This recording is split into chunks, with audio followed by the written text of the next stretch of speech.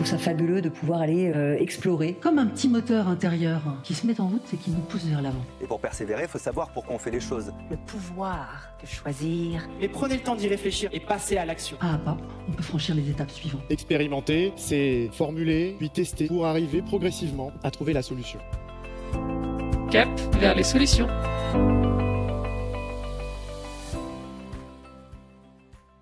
Bonjour à tous et bienvenue dans ce nouvel épisode de Cap vers les solutions. Aujourd'hui, on va parler d'éducation, ou plutôt d'enseignement, puisque selon l'Académie française, l'enseignement désigne avant tout la transition des connaissances intellectuelles, ce qui est en grande partie le rôle de l'école, alors que l'éducation est un terme un peu plus large. On parle beaucoup d'éducation nationale, de son rôle, de son importance surtout, et c'est un sujet qui est très souvent au cœur des décisions politiques, quels que soient les partis au pouvoir. Néanmoins, malgré toute l'importance qu'on semble y apporter, les tas de réformes, de restructuration ou de changements de programme qui se sont succédés les dernières années, le niveau de nos petites têtes blondes est en chute libre. Et c'est pas moi qui le dis, mais la maintenant très célèbre étude PISA, Programme international pour le suivi des acquis des élèves. En gros, c'est une étude qui évalue le niveau d'éducation des élèves dans tous les pays de l'OCDE. Et le moins qu'on puisse dire, c'est qu'on est plutôt loin du podium et que malheureusement, on continue de s'en éloigner plutôt que l'inverse. Bon, pourtant les enfants français ne sont pas plus bêtes que les autres enfants, et il n'y a, a priori, pas de raison pour que notre niveau soit moins bon qu'ailleurs, et surtout, aucune raison pour qu'il continue à se dégrader d'année en année. Tout enfant est capable de penser mathématiquement. Et une des choses que nous devons tous faire, nous devons avoir confiance que nos profs, avec les bons outils, avec des bonnes formations de qualité, de quantité, ils vont être les meilleurs profs du monde et qu'à leur tour, ils fassent croire à chaque enfant qu'ils ont confiance, qu'ils vont réussir. Alors on peut remettre en question la manière dont est faite l'étude PISA, la formation des professeurs, leur investissement, les réseaux sociaux qui ramollissent les cerveaux des jeunes, comme des moins jeunes d'ailleurs. Le fait est qu'il y a un vrai problème. Et celui-ci vient peut-être simplement de la manière dont on enseigne. Est-ce que rester toute la journée assis sur une chaise à écouter un adulte et recopier un tableau est la meilleure manière d'apprendre ? Peut-être, mais peut-être pas. Et c'est ce que nous allons essayer de comprendre, mais aussi, et surtout, de voir quelles solutions ont pu être mises en place dans d'autres pays, ou dans certains établissements dans lesquels la manière d'enseigner est complètement différente. L'une des méthodes d'enseignement alternatives la plus connue, c'est sans doute la pédagogie Montessori. Pour connaître son origine, il faut remonter à la fin du XIXe siècle, et pour ça, je vous emmène en Italie.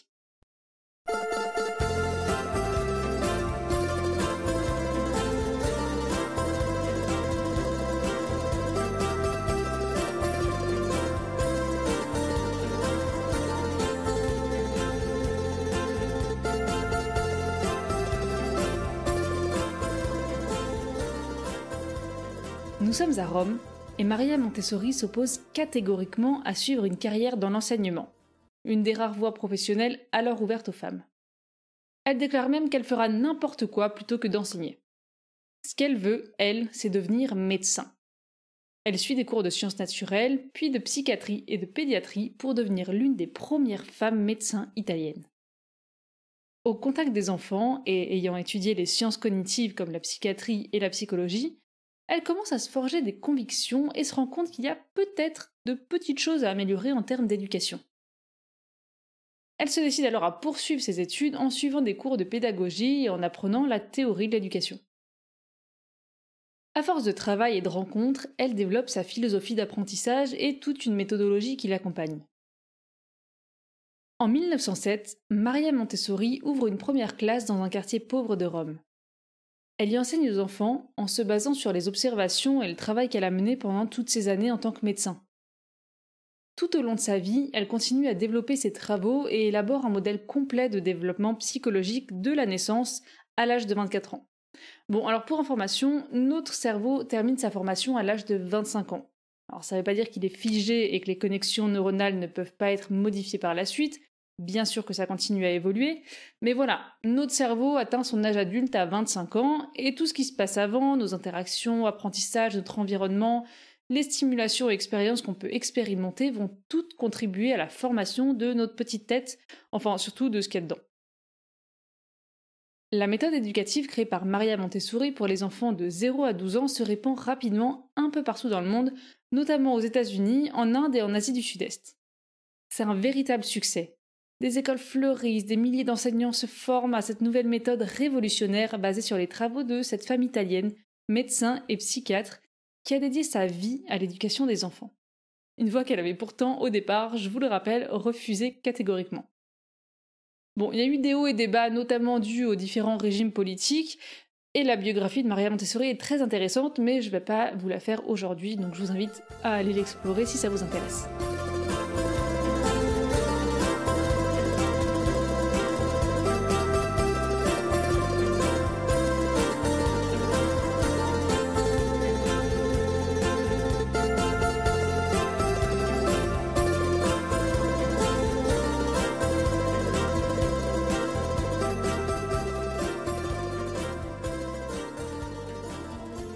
Alors qu'est-ce que cette méthode a de si révolutionnaire? Pourquoi un tel succès? Et finalement, est-ce que c'est si efficace? Parce que si oui, pourquoi est-ce qu'elle n'est pas enseignée partout? La pédagogie Montessori se base sur le modèle du développement humain. Les 2 points phares de la méthode sont 1. La construction psychologique de l'enfant et de l'adulte en développement se fait à travers des interactions qu'il a avec son environnement, et 2. Les enfants ont une appétence innée de développement psychologique. C'est-à-dire qu'un enfant qui se trouvera dans un environnement riche de stimulations avec lesquelles il pourra interagir librement aura de toute façon envie de jouer avec, d'essayer de nouvelles choses, d'apprendre et de développer ses compétences dans les domaines qu'il aura choisis. Ma méthode consiste surtout de donner à l'enfant la possibilité de vivre naturellement et d'exercer sa spontanéité. Toutes les écoles Montessori ne fonctionnent pas exactement de la même manière, mais dans les grandes lignes, ce sont des écoles dans lesquelles on retrouve un mode de fonctionnement similaire. L'idée étant de respecter la personnalité de l'enfant et ses centres d'intérêt. Les classes sont souvent d'âge mixte, ce qui permet à chaque élève d'aller à son rythme dans les apprentissages. Il y a des enfants qui sont compétents très vite en maths par exemple, mais un peu à la traîne en histoire, et le fait d'être avec d'autres enfants d'âge différents, ça lui permet d'évoluer à son rythme dans les différents domaines. Il y a une grande place qui est laissée à la liberté de choisir, apprendre à faire seul, apprendre en mouvement aussi. Tout un tas d'activités, présélectionnées quand même, est proposé aux enfants et ce sont eux qui choisissent ce qu'ils veulent faire et apprendre à un moment donné.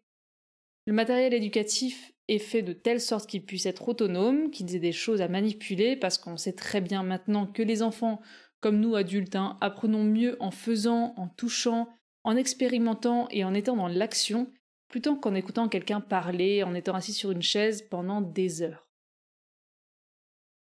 Quand ils ont choisi leur activité, ils ont des plages horaires de 3 heures environ dédiées à cette activité. Alors ça peut paraître long et on a souvent tendance à penser que les enfants ne tiennent pas en place plus d'1 heure à faire quelque chose. Sauf que comme vous et moi, quand quelque chose les intéresse, ça capte toute leur attention et ils peuvent passer des heures à faire la même chose sans voir le temps passer. Le fait d'être actifs, de travailler sur une activité qu'ils ont eux-mêmes choisie, tout ça de manière autonome et à leur rythme, leur permet d'entrer dans ce qu'on appelle un état de flow. Qu'on vit tous quand on fait quelque chose qui nous plaît et qu'on se dit ensuite « Oh, mais il est déjà cette heure-là !» Quand vous vous mettez à faire de la musique, à faire des recherches sur un sujet qui vous intéresse, je sais pas, on va faire un pulse, n'importe, on a tous des activités qui nous mettent dans cet état de flow dans lequel on voit plus le temps passer. Donc non seulement il passe du temps, mais en plus c'est dans cet état que notre cerveau est le plus efficace. Quand on entend parler d'enseignement alternatif, on a vite tendance à imaginer que ce sont des pratiques réservées à des gens un peu bizarres, peut-être hippies sur les bords, pas très en phase avec la société. Pourtant, ces méthodes sont beaucoup plus basées sur des recherches scientifiques, de psychologie, de neurosciences et finalement du fonctionnement des enfants que les méthodes dites traditionnelles. Alors, il existe aussi des écoles dans lesquelles les enfants peuvent faire absolument ce qu'ils veulent, c'est-à-dire que s'ils ont envie de se dédier à la pêche, et seulement à la pêche de leurs 6 à leurs 10 ans, personne ne leur dira rien. Et pour ce qui est des fondamentaux, comme la lecture, l'écriture et les maths, le postulat est que, de la même manière qu'on apprend tous à parler parce que ça nous est utile et qu'à un moment donné on se rend compte qu'on a quand même envie de partager, de communiquer et que pour ça on a besoin du langage, tous les enfants apprennent à un moment les fondamentaux parce qu'ils en ont besoin pour continuer à évoluer. Et visiblement ça fonctionne. Bon, alors certains n'apprennent à écrire qu'à 10 ans, mais ça les empêche pas de poursuivre des études supérieures par la suite. Ça reste une méthode assez extrême, mais dans les pédagogies alternatives, plus classiques comme Montessori, Freinet ou Steiner par exemple, l'enseignement reste cadré. Le principe, c'est vraiment de donner un espace de liberté aux enfants dans un cadre bien défini pour qu'ils puissent apprendre de la meilleure manière possible selon leur propre développement intellectuel. Développement intellectuel qui se fait à travers des stimulations, du mouvement et de l'action. Les 5 sens sont utilisés, ce qui permet de mieux assimiler et d'avoir des rapports plus directs au réel et donc plus concrets. Donc une meilleure compréhension et du coup un meilleur apprentissage. Après ça, c'est le côté pratique, je mets aussi une quantité d'objets scientifiques pour le développement de l'enfant lui-même, psychologiquement considéré. Par exemple, pour l'éducation des sens. Ces méthodes pédagogiques sont exportées aux 4 coins du monde et des milliers d'écoles ont adopté cette nouvelle manière d'enseigner. Alors j'entends déjà certains me dire que ce qui est enseigné dans les programmes scolaires est essentiel et que tous ces trucs à la baba cool ne correspondent à rien. Je tiens quand même à préciser que beaucoup d'écoles alternatives, disons, sont sous contrat avec l'État et que donc oui, le même programme scolaire est enseigné, ce qui change c'est uniquement la méthode, donc la forme d'apprentissage, pas le fond. Bon, il y a aussi souvent d'autres choses qui sont enseignées, comme la familiarisation aux tâches quotidiennes, comme la cuisine et la couture par exemple, ainsi qu'une familiarisation au monde naturel par la culture d'un jardin, la plantation de fleurs, ou des sorties à la ferme pendant lesquelles les enfants apprennent le contact au monde vivant et aux animaux. Donc, on récapitule.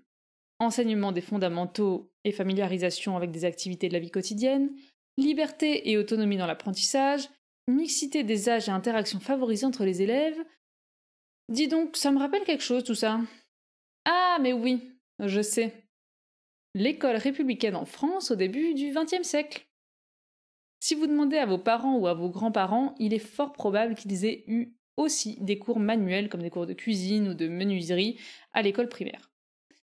Et les classes étaient souvent composées d'enfants d'âges différents, pour des raisons pratiques d'abord, parce que le pays était moins urbanisé, donc il y avait une plus faible concentration d'enfants du même âge au même endroit, mais en fait ça permettait une vraie interaction entre eux. Ceux qui avaient mieux compris enseignaient aux autres, ça permettait d'avoir des petits groupes dans une même classe sans avoir besoin que l'instituteur ne se dédouble. Les élèves qui enseignaient aux autres renforçaient leur compréhension en expliquant ce qu'ils avaient compris, et enfin les autres élèves bénéficiaient d'une explication un peu différente, donnée par un autre élève, et parfois les enfants se comprennent mieux entre eux, donc tout le monde était gagnant. Bon, la différence avec Montessori, c'est que son approche et sa méthode étaient plus poussées et réfléchies, et surtout basées sur des données scientifiques. Elle a passé des années et des années à répertorier, noter et analyser le comportement des enfants, à étudier et à tester de nouvelles choses. Rien n'était laissé au hasard, et il ne faut pas croire qu'elle faisait ça au petit bonheur la chance.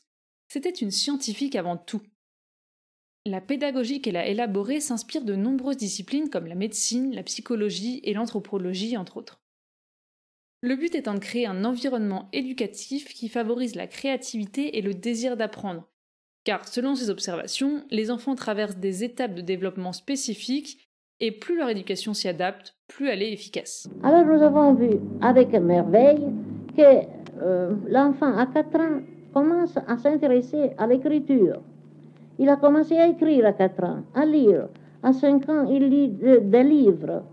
À 6 ans, il commence à s'intéresser à la grammaire. Ils aiment beaucoup la mathématique. Alors vous voyez qu'à 6 ans, lorsqu'il devrait aller dans l'école élémentaire, il est déjà tellement cultivé qu'il pourrait entrer à la 3e classe élémentaire directement. Les résultats sont que les enfants aussi, plus tard, continuent ce grand intérêt intellectuel et aussi pratique. D'une pédagogie marginale enseignée dans certaines écoles, souvent privées, cette méthode d'apprentissage basée sur le développement de l'enfant est devenue la pédagogie enseignée dans toutes les écoles publiques dans certains pays, comme en Finlande. L'environnement de travail agréable, les ateliers manuels, l'autonomie et l'entraide sont au cœur de l'enseignement et force est de constater que ça fonctionne très bien. Malgré un rythme scolaire assez peu intense, soit 4 à 6 heures par jour, la Finlande est l'un des pays qui possède les meilleurs résultats scolaires parmi les pays de l'OCDE. L'enseignement en Finlande est souvent cité comme un modèle et pourtant elle découle directement des méthodes type Montessori. L'un des objectifs primordiaux pour eux, c'est que l'enfant apprenne à penser par lui-même. Pas qu'il se cantonne à la mémorisation et à la récitation mécanique, qui non seulement ne permettent pas à l'enfant de vraiment comprendre les concepts, mais en plus l'empêche de développer les capacités d'apprentissage dont il aura besoin dans sa vie d'adulte. Et accessoirement parlant, apprendre aux enfants à penser par eux-mêmes évite qu'ils ne gomment n'importe quoi sur les réseaux sociaux et le prennent pour acquis. En fait, ça fait des citoyens éclairés, ce qui paraît, quand on y réfléchit, un peu être le minimum de ce qu'on attend d'une éducation nationale. Adolphe Ferrière, pionnier de l'éducation nouvelle et fondateur d'une méthodologie d'enseignement similaire à celle de Montessori, disait « Et sur les indications du diable, on créa l'école. L'enfant aime la nature, on le parqua dans les salles de classe. L'enfant aime bouger, on l'obligea à se tenir immobile. Il aime manier des objets, on le mit en contact avec des idées. Il voudrait raisonner, on le fit mémoriser. Il voudrait s'enthousiasmer, on inventa les punitions. » Sans impliquer forcément le diable et le bon Dieu qui sont très bien là où ils se trouvent, on peut quand même légitimement se demander si baser l'enseignement sur les étapes de développement de l'être humain et le placer dans un environnement qui va le stimuler et lui donner envie d'apprendre par lui-même n'est quand même pas beaucoup plus cohérent que de le placer sur une chaise en lui remplissant le cerveau de données abstraites. Quand on forme ou coach des adultes, quel que soit le sujet, il est rare qu'il n'y ait pas de mise en application réelle et concrète. D'ailleurs, les formations qu'on suit en tant qu'adulte viennent soit d'une vraie envie personnelle, soit d'un besoin spécifique pour développer nos compétences professionnelles ou personnelles. Donc la motivation est tout de suite présente et on voit un intérêt concret à ce qu'on apprend. Résultat, on apprend beaucoup mieux. Si on enseignait les maths, comme lorsqu'ils enseignent la littérature dont ils sont passionnés, et on raconte, parce que toutes les mathématiques ont commencé à partir du réel. Pensez ce que calculer veut dire. C'est calculus, c'est les petits cailloux. Donc on a commencé à compter avec des cailloux. C'est comme ça qu'on commence avec les enfants. Géométria, c'est la mesure de la Terre. Donc les mathématiciens ont toujours été inspirés par la réalité. Donc si l'enfant voit que dans son quotidien, il y a des mathématiques partout, alors on l'emballe dans l'aventure. Alors pourquoi est-ce qu'on n'utilise pas ces méthodes qui ont démontré leur efficacité depuis maintenant plus d'un siècle et qui sont largement utilisées partout dans le monde pour améliorer notre système éducatif ? Au lieu de sans arrêt revoir les programmes, rajouter des heures, faire des réformes basées sur le même modèle qui a prouvé son efficacité depuis des années. Et c'est même pas comme si ce savoir n'existait pas en France. Il y a déjà des centaines d'écoles qui l'appliquent. Seulement, c'est dans des écoles privées, et même si elles sont très souvent sous contrat avec l'État, elles ne sont pas forcément accessibles à tout le monde.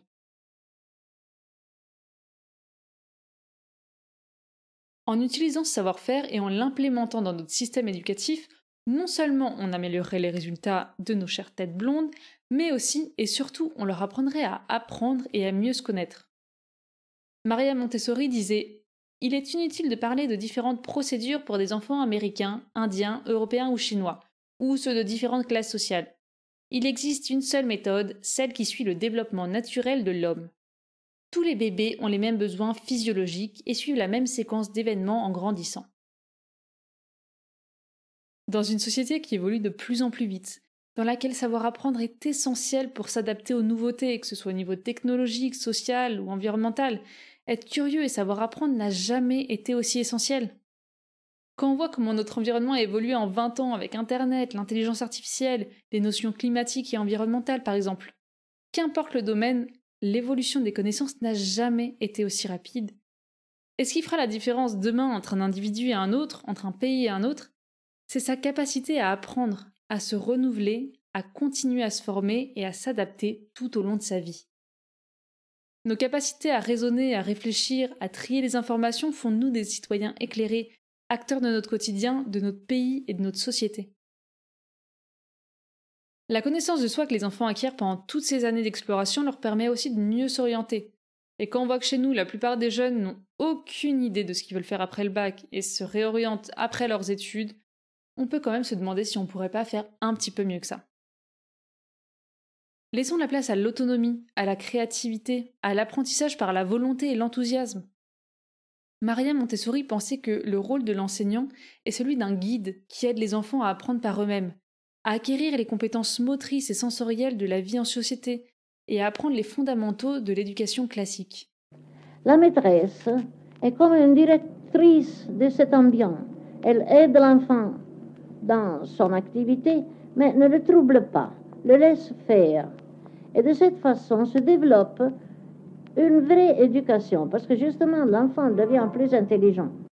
En remettant la stimulation, l'utilisation des 5 sens au centre de notre pédagogie, en permettant la découverte et l'exploration de l'art, de la nature, des savoirs fondamentaux, intellectuels comme manuels, on crée un engagement fort et une volonté d'apprendre et d'évoluer. C'est en permettant à chacun d'apprendre à son rythme, à se diriger vers des domaines qu'il aime, qu'on permettra à chacun de s'épanouir dans son travail, dans sa vie, et à être acteur de la société.